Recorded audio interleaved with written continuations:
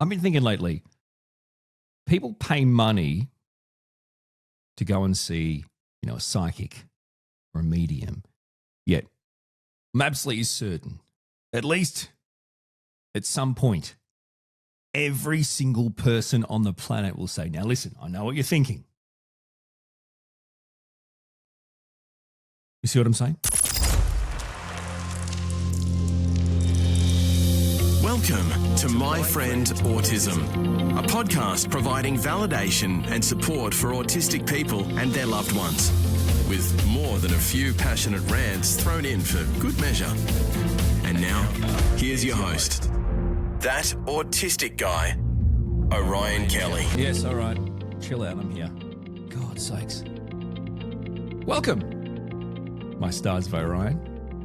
I'm Orion Kelly, that autistic guy. I'm all about providing validation and support for autistic people and their loved ones. And this is my podcast, My Friend Autism. You can listen to it wherever you get your podcasts, or you can watch the video podcast version on my dedicated YouTube channel, Orion Kelly Podcasts. I also have my primary YouTube channel, Orion Kelly, which you should check out as well. And also, I'm cold, drinking a coffee, just want to do nothing, days away from the school holidays, and cry myself to sleep.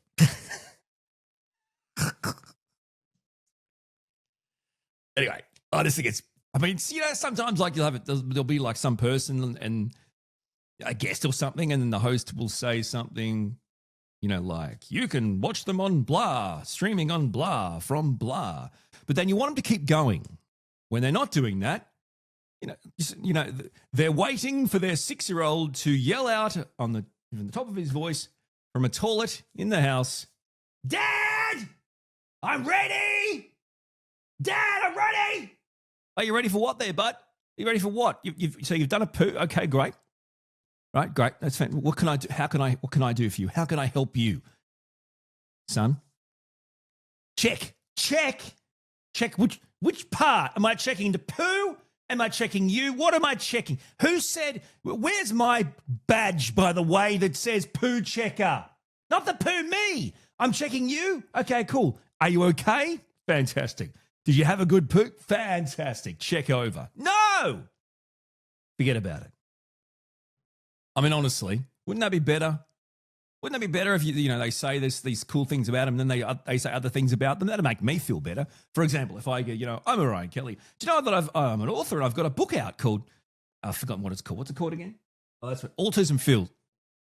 Autism Feels an Earthling's Guide. And, when I'm not writing books, I like to watch true crime shows for 8 hours while my wife works her ass off and my kids pretend to learn in a system not built for them. How's that make you?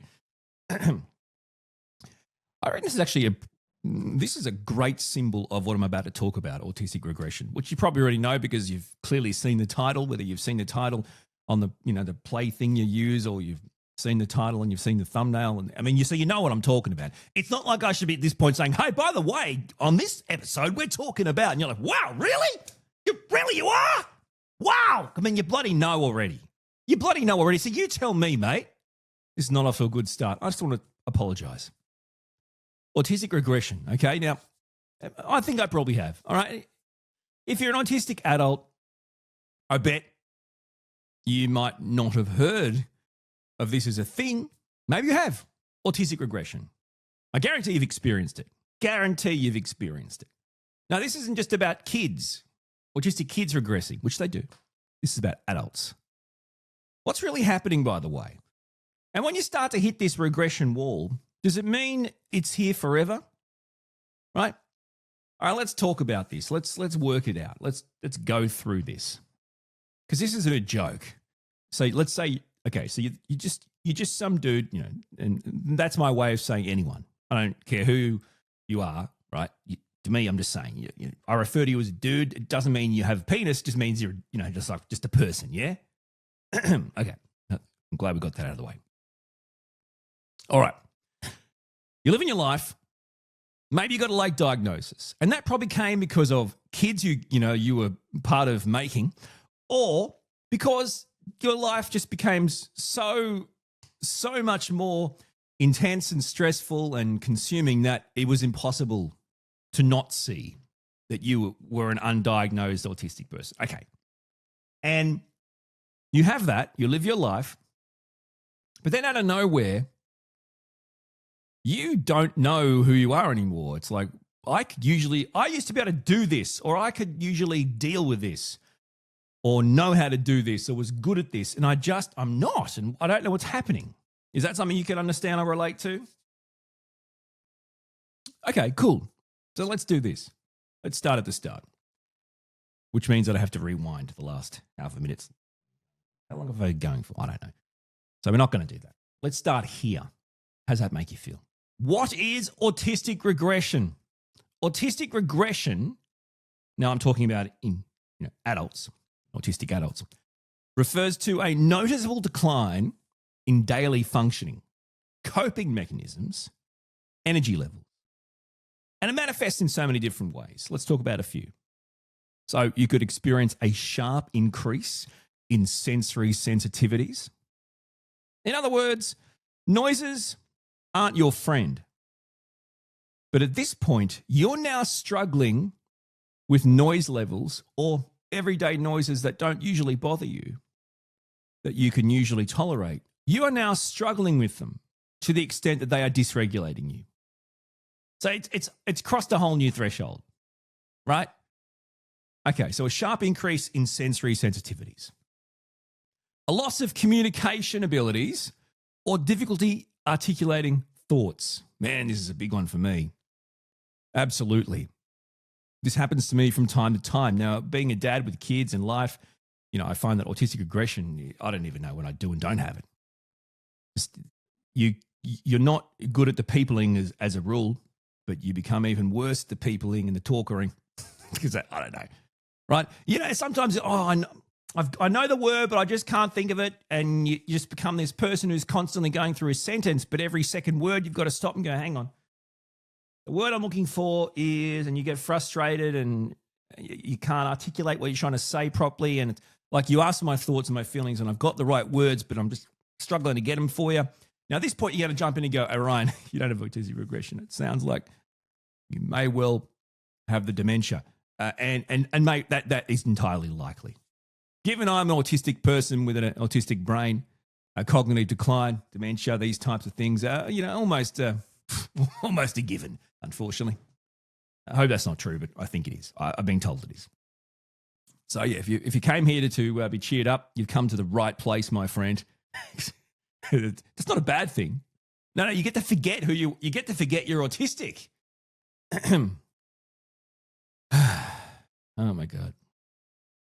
I mean, you tell me there's a worst way to die. Honestly, I don't know. Exactly. Actually, you tell me. Let me. I've gone off on a tangent now on dementia. Just really quick, okay? I promise I'll be quick. By the way, can you put in the comments if you care if I'm not quick? Like, are you happy with my tangents? I'm an autistic guy. I just want to say this really quickly. I don't reckon there's a worse way to die than dementia, and I don't reckon there's a worse way to lose a loved one than dementia. What do you mean, Orion? Okay, let's start with the loved one. Because you've got to say goodbye to them twice. They die twice. If you're the loved one of someone with dementia, they die twice. The first death is when they're alive, but they have absolutely no idea or connection in their mind to you anymore. Now, this could be your parent, your grandparent, or this could be your lifelong partner, right?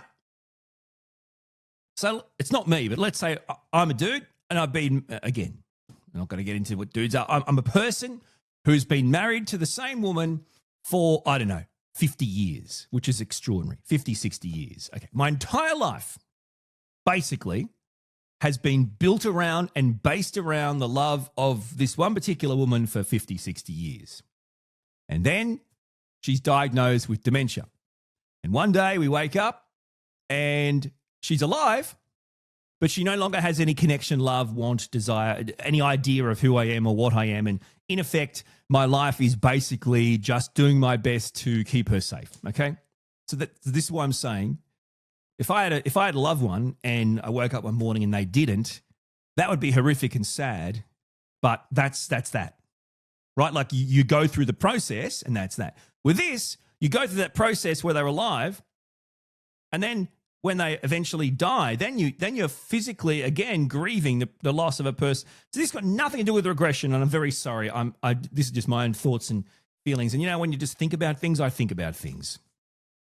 Wouldn't you rather just like live a life being you, and then one day, good or bad reasons, you die, rather than you live a life being you and then suddenly you don't die, but it's like you've lost control of every part of you, and you're just constantly being, you're constantly scared or anxious or agitated, and you don't know why, and everyone's treating you like a criminal or something. You know what I mean? Like getting dementia and having a loved one. I feel for you. If you've experienced that, if you have a loved one who's going through it or has gone through it, I can't even tell you how so much sadness I feel for you. And yes, of course, I feel for the person who has dementia. But I mean, of course I do. But medically speaking, the autistic person inside me would say, yes, but Orion, who cares? Who cares? Because they don't. They don't, because they don't even know. Now, some will know. I can't believe I'm going to forget my names and stuff. Right? That's horrible. But at some point, anyway, this is. I'm not trying to offend people. Just I have these conversations a lot in my head, and I think I catastrophize things more than other people, and probably because I think this could be me, or this could be my partner's experience. But then I think if you have an autistic partner like my wife, she probably relished the idea of being able to say goodbye to me twice. Okay, and we're back. Welcome back, my friends. I hope you enjoyed those messages from our sponsor, Dementia. Now, I wanted to talk more about some ways it manifests. So autistic regression manifests. We've talked about a sharp increase in sensory sensitivities, a loss of communication abilities or difficulty articulating thoughts. And another one is a drop in executive functioning. Okay, so don't start me on this. So forgetting complete daily tasks, struggling to plan, just not. Now, we're not good at this as a rule, okay, but there's still a noticeable drop. Another one would be an increased need to be alone, to live in your own world. Solitude, alone time, taking yourself away from even the possibility of social interactions. Now, experiencing regression doesn't mean you're suddenly more autistic, right? Or that your autism has gotten worse. Okay, no. So autism is a lifelong neurotype. You're born autistic, you die autistic. What it's actually reflecting here is external or internal factors are overwhelming your own resources, your own capacities. So basically, you hear that? Pretty sure there's planes flying outside. Sorry, when I hear a plane, I want to stop and just trying to work out what it is. Doesn't matter. I'll move on. I apologize. Nothing to see here, autism, ADHD. Think of it as your brain sending up a red flag saying, I need a break, okay? So with regards to autistic regression, that's what it is. So it's not, oh my goodness, I'm more autistic now, my autism's getting worse. No. It's part of external and internal factors overwhelming your capacity.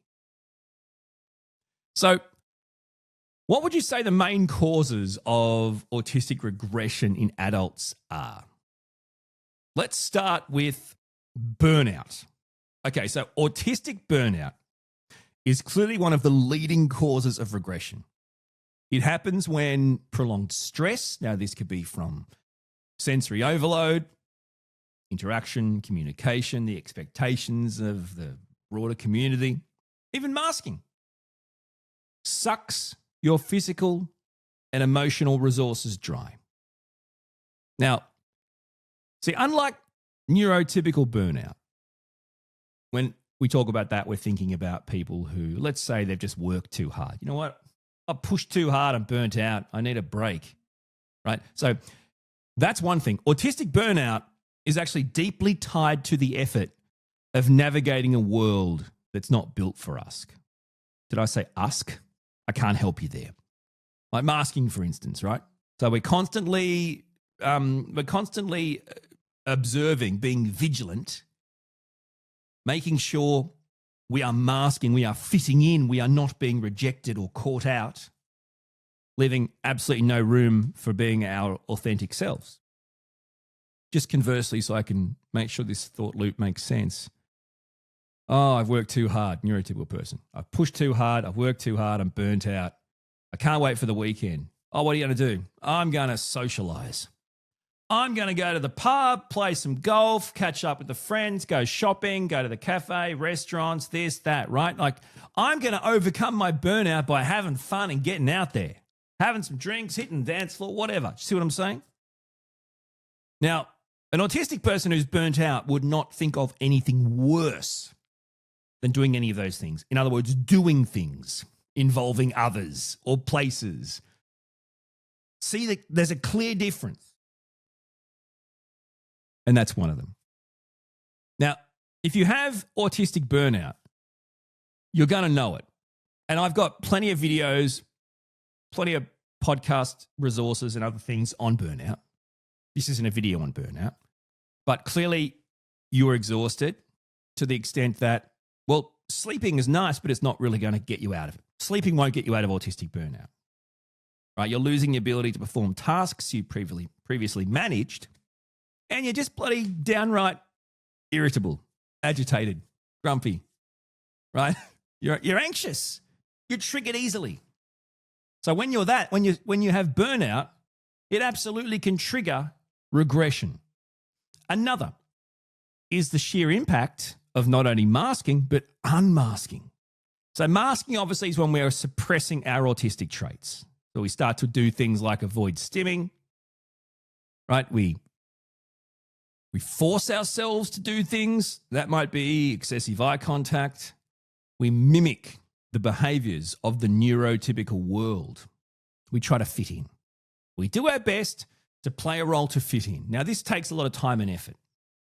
The problem, obviously, is, okay, so it might make navigating certain situations easier in the moment, in the short term, but over time, it's physically, mentally, emotionally crippling. And unmasking isn't much better, right? You get a diagnosis, and you think, all right, I'm autistic, I'm dealing with it, I'm accepting it, I'm proud of it, I'm going to be me now. And you think, oh, how good's that? And then you realize, oh, hang on, well, what's that even mean? Who am I? Who have I been? You start, oh, how freeing is this? No, it's actually quite disorientating, right? You start to do things. Okay, so people say you've become more autistic, and that's because you start to stim openly rather than masking it. You start to use things that you always wanted to do but felt you'd look silly, like sunglasses inside or noise-cancelling headphones everywhere. Wearing different clothing, because that's the stuff that actually makes you feel comfortable. You communicating differently is clearly evident to those around you. You've started to unmask, which means you've started to just be you. Now, that might be more blunt, rude. You might look more disinterested to them, I'm saying. So that is all around unmasking. So it's not just masking, but it's unmasking that can impact on triggering autistic regression. Another one is stress from major life transitions. How good are transitions, by the way? I mean, I got to not the glasses that go from day to night, which can be really creepy when it's just the right light. Just the right light. Really creepy. Big changes, little changes. It doesn't really matter. I mean, you could move house, you could move city, you could move job. You could, God forbid, experience the loss of a loved one. All these things can trigger regression.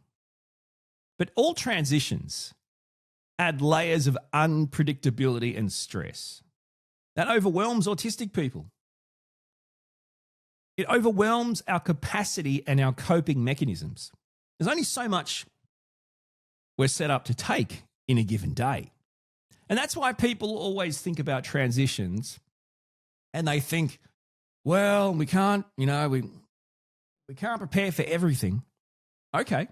But you need to acknowledge that any and all transitions will impact autistic people.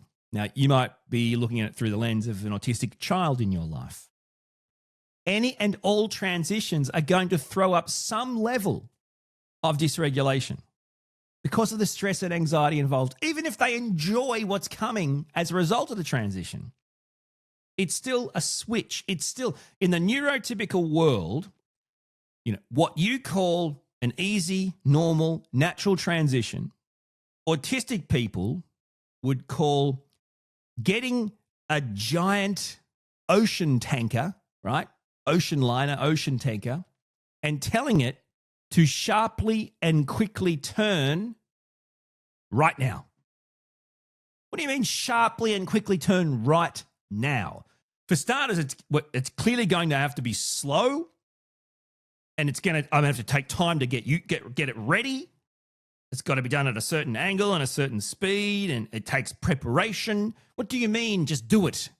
But see, that's how it seems to us. So that's another one for you. Transitions. Let's go with a trigger of autistic regression around chronic sensory overload. We're autistic people. Sensory overload happens, right? It just is what it is. Our autistic brain can struggle to process excessive or conflicting sensory input. Noises, lights, smells, textures, people, environments. By the way, when I say our autistic brain can struggle to process, I don't mean because we are slow in processing. We take time to process. So you could say, well, Orion, please give it a spell. The truth is, regardless how you try to say it, you're saying your processing is slow. Okay, that's fine as long as you're prepared to add this sentence because the autistic brain is processing more information than a neurotypical person. Our brain factors in so much more. So the things your brain doesn't even care about, isn't even bothered by, isn't being processed and dealt with. Right? So, we process things. We can struggle to process things, or we process things slower because we're processing more. So, in fact, it's bloody fast. It's bloody fast. And, you think it's slow and you punish us for it. But, in fact, we're doing it pretty bloody fast. Over time, persistent sensory overload leads to shutdowns, meltdowns, regression. Did you know trauma plays a part? Yeah, emotional trauma, even PTSD. Simply experiencing trauma, whether it's related to day-to-day things, relationships, work, could be abuse, past abuse. These things can exacerbate autistic traits. And they can cause regression. Autistic people, bottom line, process trauma differently. Remember, we have an autistic brain. It's different to a neurotypical brain. Whatever's done through the brain is going to be done differently. This is seriously still new information. Right? Heightened sensitivities make us far more vulnerable to the effects of having to deal with trauma. Leads to regression. Social isolation and lack of support. Another example of what can cause autistic regression. Simply feeling unsupported, feeling isolated. It can lead to feelings of depression, anxiety, and regression. See, many autistic people actually face loneliness due to barriers put in place by the wider community, even misunderstandings about our needs. And this is where there's really such ignorant thoughts that, well, hang on, I thought autistic people like to be alone. don't really like to go out, have friends, all that kind of stuff. And in general terms, that's just not true. In general terms, autistic people have passions and interests and love delving into those. And if there are people that they get on with who have these same passions and interests, will probably like to do those passions and interests with a select few of those people who share those passions and interests. Yes, being lonely and having alone time are two different things. Autistic people love alone time and regulation time, but that's not the same as never, ever, ever supporting us or visiting us or being around us, or, like loneliness is a massive issue. Not only does it create the things I told you about, depression and anxiety, but it isolates you. Social isolation may be one of the big, genuine mental health triggers for neurodivergent people. I mean, it's one thing to be rejected because of you're different, but being socially isolated is a whole nother thing. It literally means you feel like you are banished, right? And it just causes so many problems. Regression being one of them. Physical illness, chronic health issues can also cause autistic regression. So it can be just basic health problems. It can be chronic pain. Like me, you may have gastrointestinal issues. You might be fatigued all the time, tired all the time. These are all common, by the way, amongst autistic adults, and they can exacerbate regression because the extra burden of managing health conditions, well, it's going to reduce energy for your other regular daily activities because you're using it up on that extra burden of managing all these bloody issues, right? And regression just takes over. Unrealistic expectations, perfectionism. Here's another one. Autistic adults can often place immense pressure on ourselves. Why? Well, we're trying to meet the needs and the expectations of a neurotypical world. But there's also the world famous autistic self-imposed standards. Yeah, this is the thing. It's a real thing. Oh man. Neurodivergent people, autistic people, even those that are autistic and have ADHD, or simply ADHD kids, ADHD adults, absolute perfectionists, in fact, can just destroy something if the slightest thing was done wrong, and would rather destroy it and start again than merely fix it. Rip it to shreds, burn it, throw it out. Make a big, I failed. I did it wrong. Self-imposed standards that are in no way realistic.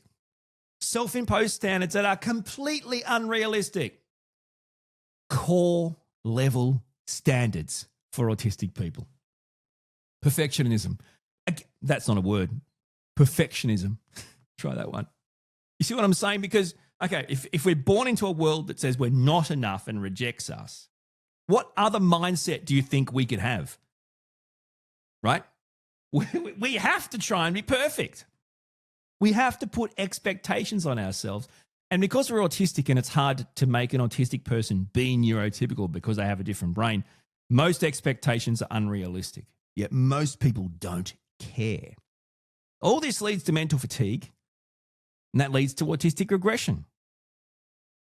At some point, you will no longer be able to sustain or reach for these expectations and standards. It's as simple as that. And that's why I think autistic regression is so important. Like, it's a noticeable decline in your ability to function on a daily basis, to cope, the mechanisms, the tools you have, your own energy levels. This is a real and genuine thing for autistic adults. They may be someone who lives at home with their family still, or live by themselves, has a partner, has kids, has a job, doesn't have those things. Either way, wonder why suddenly everything's worse. This is bloody horrible. like I didn't feel bad enough. Now I feel absolutely horrible. So autistic regression, you think about regression, think, oh, that's kids. You know how like autistic kids can be these like kid professors. And then suddenly they're 11 or 12 and you're like, well, you don't look like we better take you off the list of gifted kids, right? I mean, you're a gifted kid at 6, the next minute you're 12 and you're a moron. That's what the world will say to you. No, you're not. No, you're not. You're still you. You could be in burnout. You could be in regression. I can see how.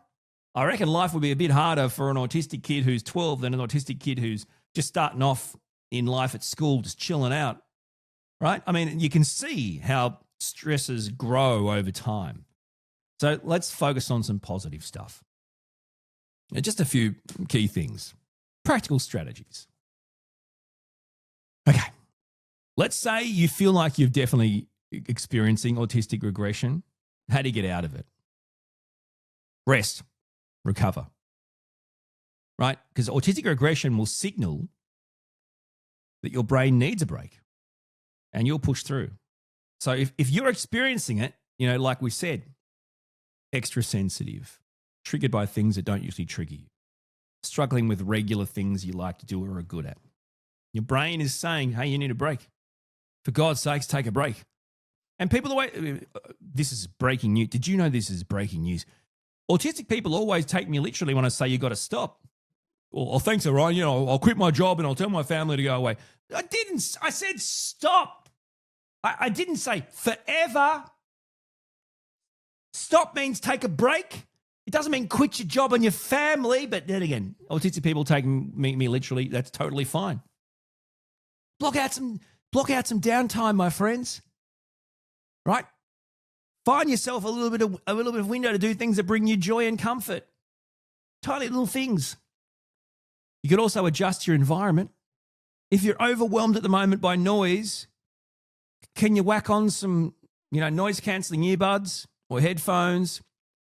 Get a white noise machine. Do things that maybe you aren't. Oh, what do you mean? You want me to wear them while I'm eating dinner? Yes. If you're not usually triggered by sitting down and having dinner with others, and you are at the moment, block it out, mate. Seriously, you think I don't put noise-cancelling earbuds in my ears when I'm at home with my family sometimes? I do. You've got to adjust. If your environment is triggering you because of this and you want to get out of this, you've got to adjust your environment. Remember, it's your environment. You could rebuild your daily routines. So let's say you've lost the ability to maintain your routines. Don't just try and start it up again or every day try again. No, stop, break it down, start small, manageable tasks. In fact, it may be focusing on one manageable task for the first day. Today, I'm just going to make sure I brush my teeth. Today, I'm just going to make sure I brush my teeth and eat. Today, I'm just going to make sure I brush my teeth, eat, and prepare a simple meal for dinner. And you celebrate these wins as you go along. Build a predictable routine. Routines provide structure. But this is what's even more important. Predictable routines reduce decision-making fatigue, and they alleviate stress and uncertainty. What can you build in to your daily routine that will help you reduce fatigue? If you notice that some really successful people, it doesn't have to be entrepreneurs, but really successful people seem to either eat the same thing for lunch every day, same thing for breakfast, wear the same clothes every day, have specific things they do. For example, well, look, I'm already tired, I'm going to bed. It's not going to make any difference. So I might as well get my outfit for tomorrow picked out, whacked down somewhere. So in the morning, I'm just getting dressed. Or I'm just going to wear the same bloody clothes every day. I mean, I have the same thing for breakfast every morning for years. Literally the same amount of cereal, same exact cereal, every morning since I was a kid. And sure, from time to time, you'll have little treat cereals and stuff, but honestly, been eating the same cereal, standard, in a bowl, a little bit of milk, bang. Just these are things that will help. Exploring low demand passions. This is so useful. You've got to engage in things that bring you joy, that are low pressure, that actually help you rest and reset. Things you can do that are fun, but it's like you're having a rest and you're resetting. The arts, crafts, gardening, painting, knitting, gaming. Some people, I find gaming very stressful. Others, it's a low demand exercise for them and they really enjoy it. I loathe you for being good at that. You can set boundaries that protect energy. How does that work, Orion? When people give you like requests, can you do this? Can you do that? This is what you do. No. Sorry, what? Yeah, it's a word. It's a new word. You might not have known this in the autistic vocab. No. Learning to say no to people and requests. No that are going to drain your resources. So you can't say, oh, you know what? No, I'm not going to keep my child safe and happy, or, I'm not going to. Again, you're taking it way too literally. So unnecessary events, unnecessary things, no, decline them. Things that have to be done but can be delegated, yes, delegate. Ask others, could you do this for me today? And also try to limit your work hours.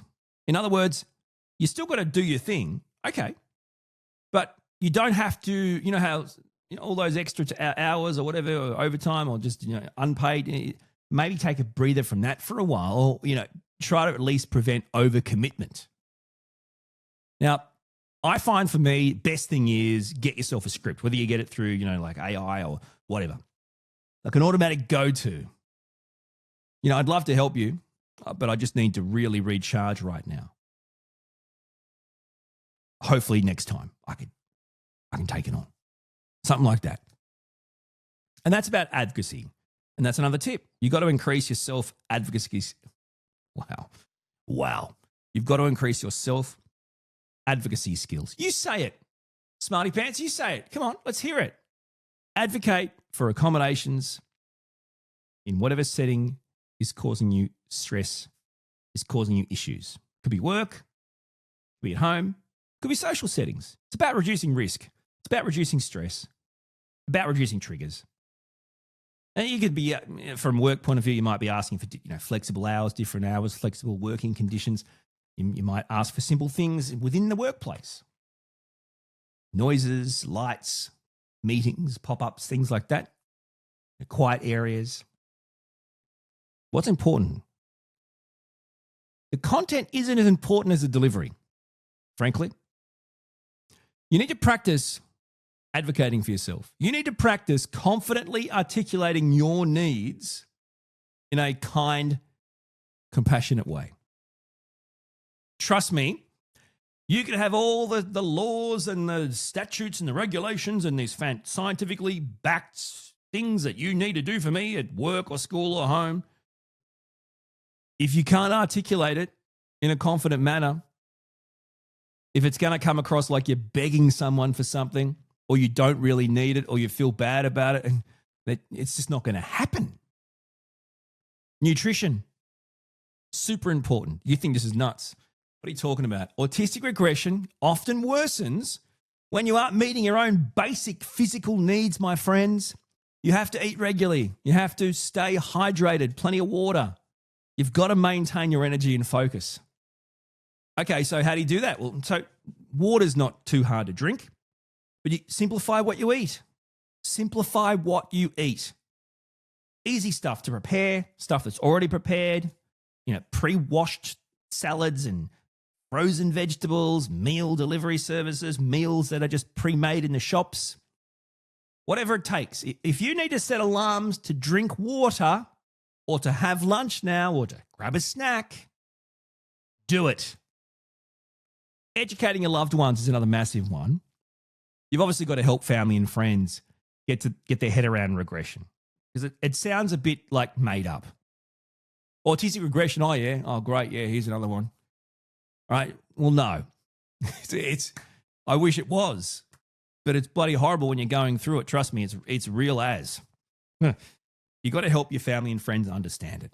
Remember, when people actually understand something, that's when they want to help you and support you. When people are aware of something, that's when most of the stuff they'll feel is negative and they won't help you. What's an example? Okay. If I make you aware of a particular plight of someone and then ask you for something, maybe money, right? Maybe help, you're probably going to say no. And you feel bad about yourself, right? You're like, well, I mean, oh, okay, this person's having a bad time, right? You want me to give them money? That's going to fix it. Is it? Oh, great. Well, you feel bad about yourself because you're not going to do it, but then you don't want to do it because, like, well, what do I care? I mean, thanks for making me aware of it, but I've got my own problems. Right. Now, if you explain to someone in a way where they fully understand what someone is going through, why they're going through it, and how it can be helped or bettered, most people are going to go, oh, okay, well, that makes a lot of sense. I can totally relate to that. I'd love to help. Two very different ways of advocating, two very different ways of educating. So you might want to show your family and friends videos from a particular YouTube channel that you may like. Or send them a podcast of your favorite podcast person. Someone who explains autistic regression in a podcast or a video. Once they listen to it or watch it, have conversations about it. What do you think? How could you help me? How can I help you understand it better? It's also about reframing your perspective. Okay, so autistic burnout and autistic regression are not failures on your behalf. Okay, you've done nothing wrong. You've been you and you've reached this. Okay, it's a sign that you're an autistic human, right? You're a human being. You're autistic and you've pushed it too far and you're going to need some time. You're going to need some recovery, some care, some self-care. Right? That is, I can't even tell you how important this one is. You have to listen to yourself. Autistic people almost go their entire lives being forced to listen to others, but also put the words and thoughts and feelings of others above their own voice. You have to listen to yourself. My Friend Autism with Orion Kelly. Join our community on the socials by following Orion Kelly on Facebook, Instagram, TikTok, X. You know what? He's on all of them, so go find him. Now, something commonly associated with autistic regression is dysregulation, autistic rage, these types of manifestations, and something that I explore in detail in one of my playlists on my primary YouTube channel, Orion Kelly, that autistic guy. The playlist is called Autism Dysregulation, which I think would be a great place for you to go to after watching this if you need more information for your friends or family, or you just want to find more about yourself. I think it's a good idea. I really do. Sorry, my son's calling out. He said he's ready. I'm coming! You can wipe your own bum for once! Thanks for listening to My Friend Autism with Orion Kelly.